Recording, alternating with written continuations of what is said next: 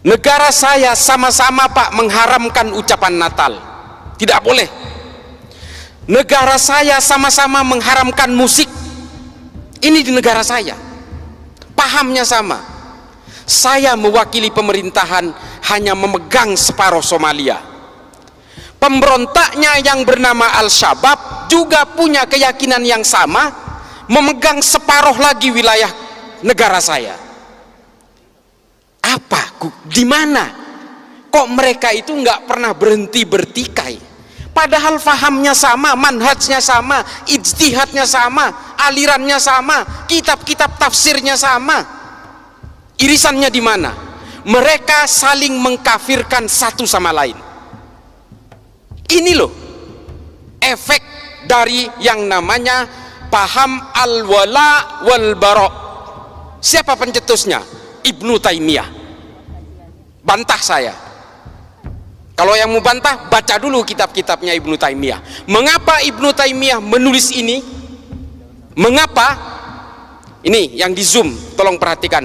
Ibnu Taimiyah hidup pada masa keruntuhan Bani Abbasiyah dari serbuan bangsa Mongol tahun 1258. Dan ketika itu Ibnu Taimiyah hidup pada masa periode peperangan orang Eropa dengan orang Arab Islam untuk memperebutkan Yerusalem.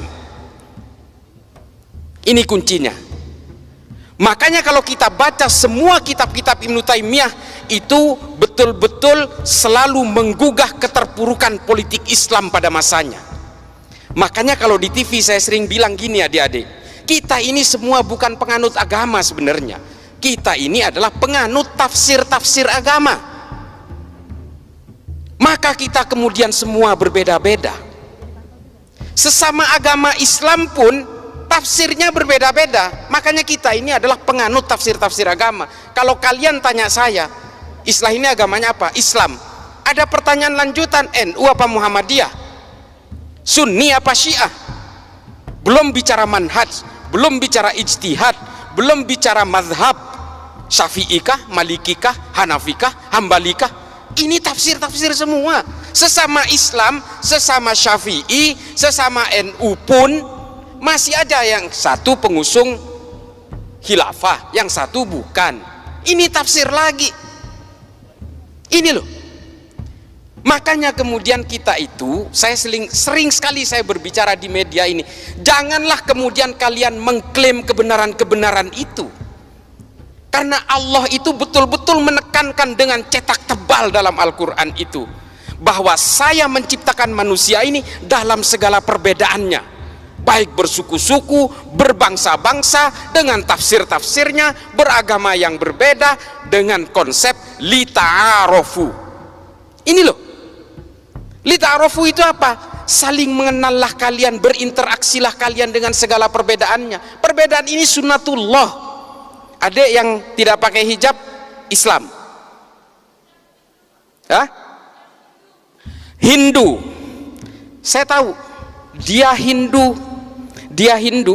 nggak pakai hijab karena dia itu lahir dari orang tua beragama Hindu. Yang di depannya kan pakai hijab karena lahir dari orang tua beragama Islam. Ini takdir-takdir kelahiran dan keimanan itu tidak bisa dipisah begitu saja, Dek.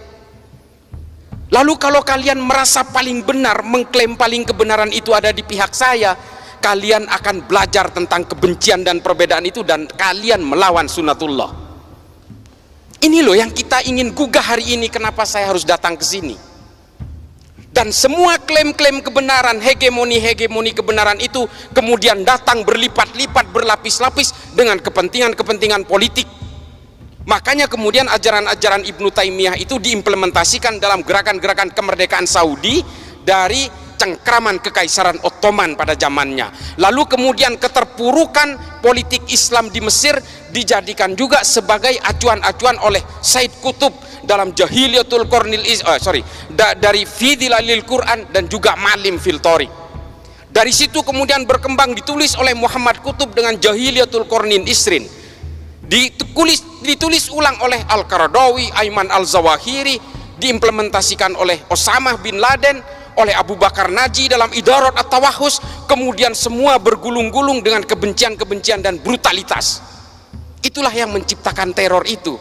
Lalu ada pertanyaan, Pak, Wahabi Salafi itu kan tidak mengajari kita tentang kekerasan. Iya dek, memang iya.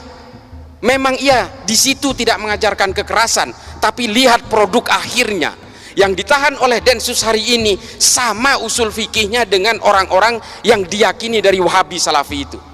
Kalau kalian mengharamkan musik, teroris yang dipenjara hari ini juga mengharamkan musik. Nih, kalau kalian mau tahu, yang kalian haramkan pajak dan perbankan dan sebagainya itu, teroris yang ditangkap Densus juga pemahamannya sama. Pemahaman fikihnya sama. Ini loh, kalau kalian itu sekarang tidak mau menyanyikan lagu Indonesia Raya, hormat bendera dan sebagainya, mengharamkan wayang dan sebagainya, itu loh, teroris yang dipenjara itu juga sama. Ini kisah yang pertama tentang Somalia. Somalia hari ini tidak berhasil menenteramkan rakyatnya karena saling mengkafirkan satu sama lain dengan tafsir-tafsir agama yang sama. Apakah kemudian kita mau menyimplifikasi gerakan-gerakan seperti ini? Ada disclaimer, oh itu kan tergantung orangnya. Iya. Yang namanya Al-Shabaab, nih saya kasih tahu, yang namanya Al-Shabaab itu berasal dari 32 orang yang aktif dalam kajian Islam di dalam ketentaraan Somalia. Namanya Kajian Islam Al-Ittihad Al-Islamiyah. Nama pemimpinnya siapa? Kolonel Muhammad Hasan.